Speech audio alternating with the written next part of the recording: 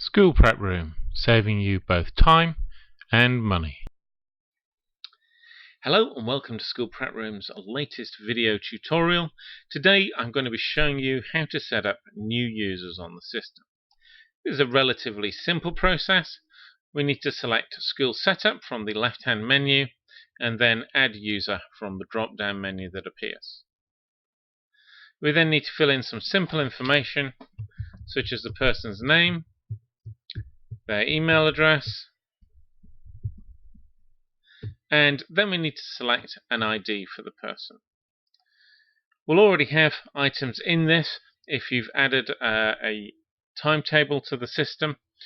If you've done that, you should have entered IDs for the different people who you have in the school using the system. And you'll see that we have an extra ID here, which is Tech. This will identify Jim as a technician, so I'm going to assign him a Tech ID here. We then need to give him a password. This password must contain 8 characters at least. Once we're happy that information is correct, we can click Add, and he will be added to the system. We get a message saying that an email has been sent to the user. That email contains information about what his username is, which is in fact his email address, and also a link so that he can easily log in to School Prep Room. We don't send out passwords because we don't store passwords on our server, and so if at any point you forget your password, you need to use the forgotten password link on the login page to reset your password. If, however, at any point you want to change your password, you can click on the password button in the top right hand corner. This gives a simple form where you need to enter your username, your current password, and your new password repeated. Once we've added users to the system, we might want to make some changes.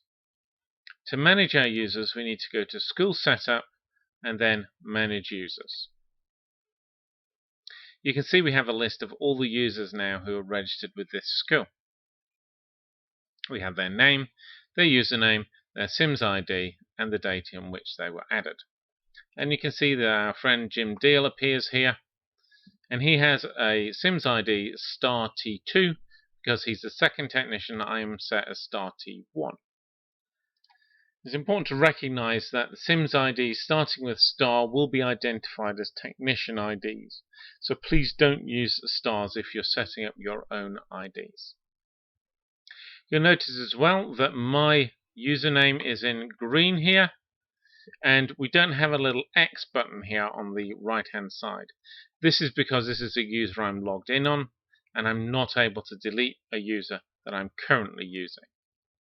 However, if I want to remove one of the users already on the system, such as Jim Deal here, I can click on that red X, and I will get a message asking whether I really want to delete that user.